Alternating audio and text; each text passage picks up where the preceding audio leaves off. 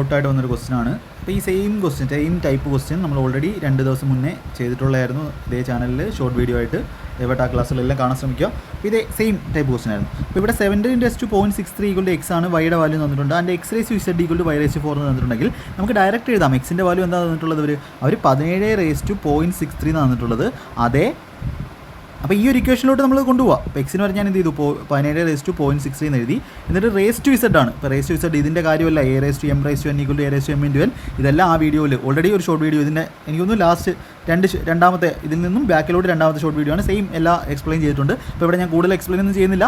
അപ്പോൾ 17×0.63 z ആണ്. അപ്പോൾ z ഇൻറ്റു z എന്ന് എഴുതാം. ഇപ്പോൾ z a⁻m⁻n എന്ന് പറഞ്ഞാൽ a⁻m×n ആണ്. a⁻m എന്ന് പറഞ്ഞാൽ a⁻m×n ആണ്. ഇതേ പ്രോപ്പർട്ടിയാണ് ഉപയോഗിച്ചിരിക്കുന്നത്. അപ്പോൾ വൈക്ക് വരെ നമുക്ക് 17×0.04 എന്ന് കൊടുക്കാം.